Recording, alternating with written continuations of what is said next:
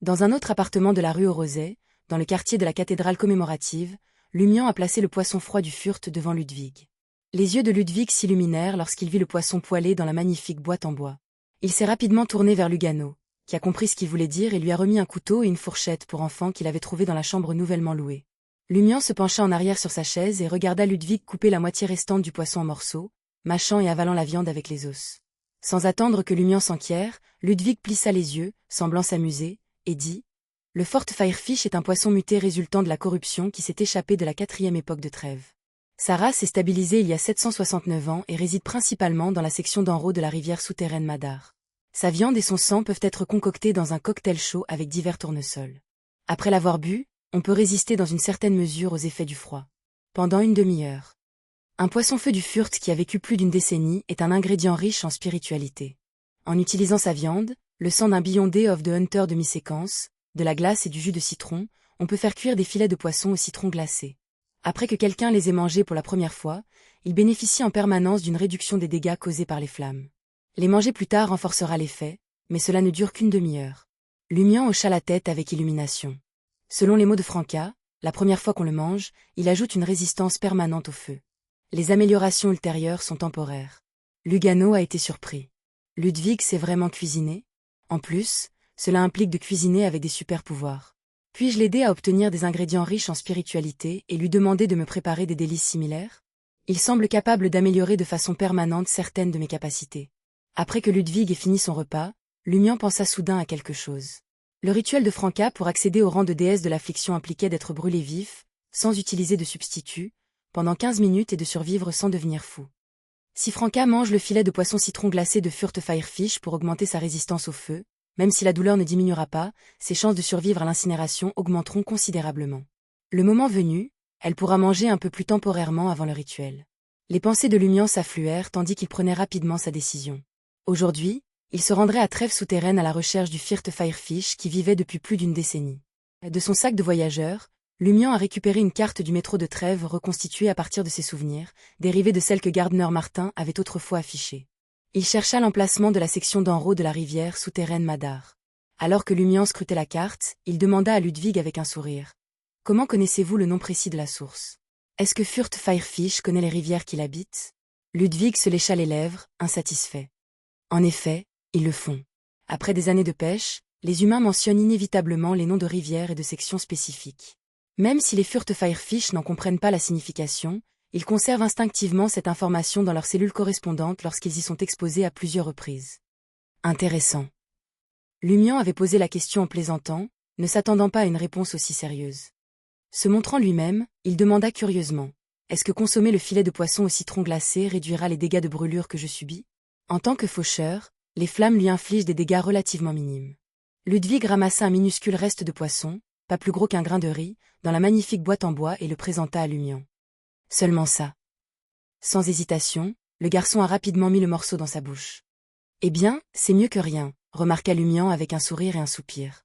Il avait l'intention de s'assurer une portion spéciale de filet de poisson glacé au citron, avec des portions supplémentaires pour Jenna, Anthony, Lugano et Ludwig.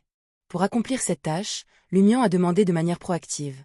En quoi un poisson-feu du Fürth qui a vécu pendant plus d'une décennie diffère-t-il de ses homologues ordinaires? La réponse de Ludwig ressemblait à s'il récitait un manuel. Un poisson-feu du Fürth qui a survécu pendant plus d'une décennie peut atteindre près d'1 mètre de long et a tendance à résider dans des grottes au bord de la rivière.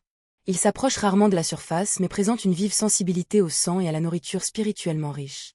Ces poissons sont très agressifs et prêts à prendre des risques importants en fonction de leur instinct. Leur peau s'est durcie, les rendant imperméables aux lances de pêche. Des dents acérées remplissent leur bouche, leur permettant de dévorer tous les humains qui tombent dans la rivière. De plus, leur sang possède une caractéristique brûlante distincte. Après avoir écouté attentivement, Lumian a calmement évalué l'information. Malgré leur longévité de plus d'une décennie, les Fortfeirfisch ne possédaient pas de caractéristiques de Beyond Day ni n'acquéraient de capacités surnaturelles grâce à des avantages. Ils appartenaient à une espèce corrompue mais stabilisée depuis. S'ils devaient continuer à vivre dans un tel environnement pendant des dizaines de milliers d'années, ils pourraient évoluer vers des créatures avec leur propre société complexe, semblable à l'insecte noir de Bating. Alors qu'il rangeait la carte et se levait, Lumian se tourna vers Ludwig et demanda pensivement avant de partir. En dehors des améliorations permanentes, cette méthode de cuisson spéciale implique-t-elle des effets indésirables, tels que la corruption? Ludwig scruta Lumian et resta silencieux. Lumian soupçonnait que Ludwig se moquait intérieurement de lui. Pour quelqu'un déjà profondément corrompu, l'inquiétude concernant une infime quantité de corruption supplémentaire semblait insignifiante. Après une brève pause, Ludwig a répondu. En tant qu'enfant, je manque de compréhension sur de telles questions. Ce que je sais, c'est que si l'on souhaite s'adonner à une cuisine plus fine et plus délicieuse, il faut être prêt à accepter les risques qui y sont associés. Ceux qui ne veulent pas prendre de risques peuvent simplement choisir de ne pas participer. Ludwig ajouta instinctivement.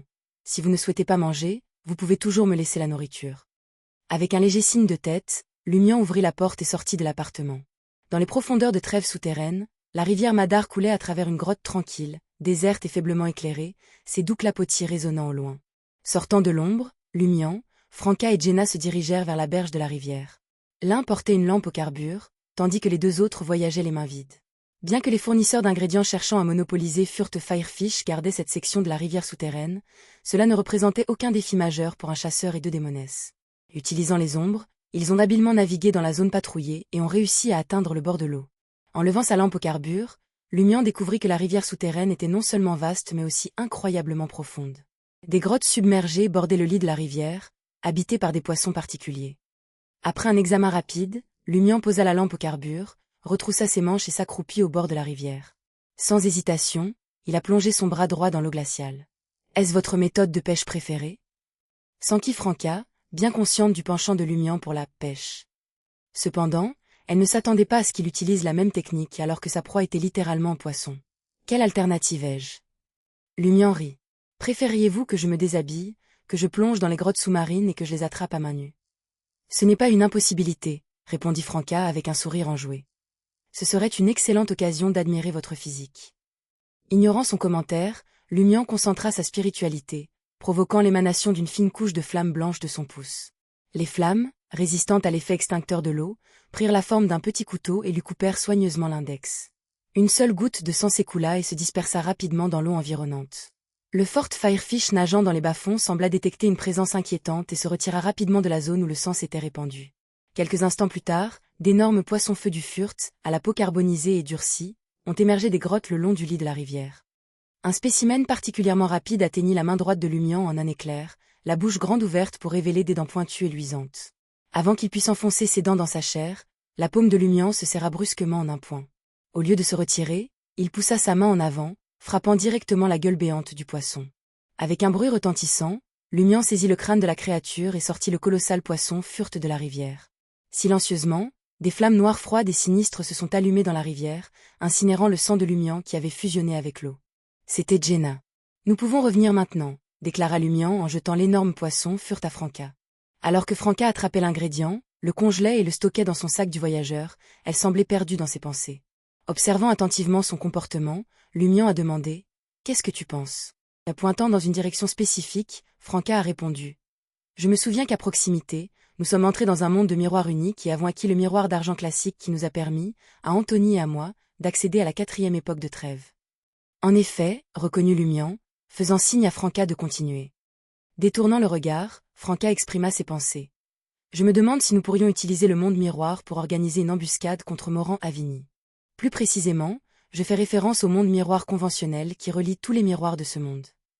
Au sens conventionnel du terme, le monde miroir fonctionnait davantage comme un amalgame conceptuel de portes plutôt que comme un royaume tangible.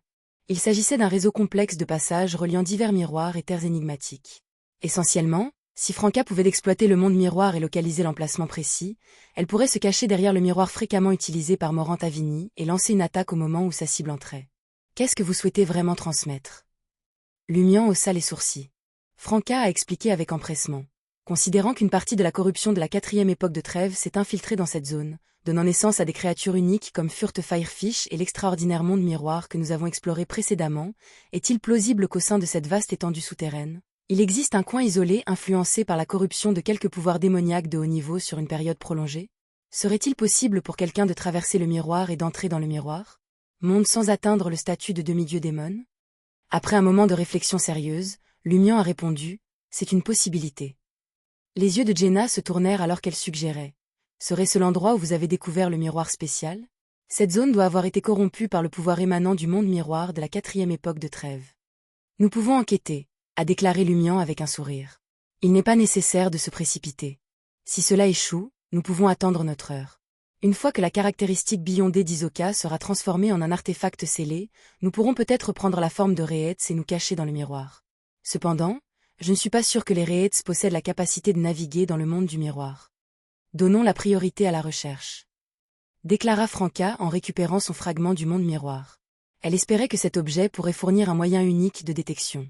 Lumian jeta un coup d'œil au fragment, et après une brève réflexion, conseilla sérieusement. Il est peu probable que détenir le fragment du monde miroir rapporte un quelconque bénéfice. Au lieu de cela, sortez la figurine de la démone primordiale.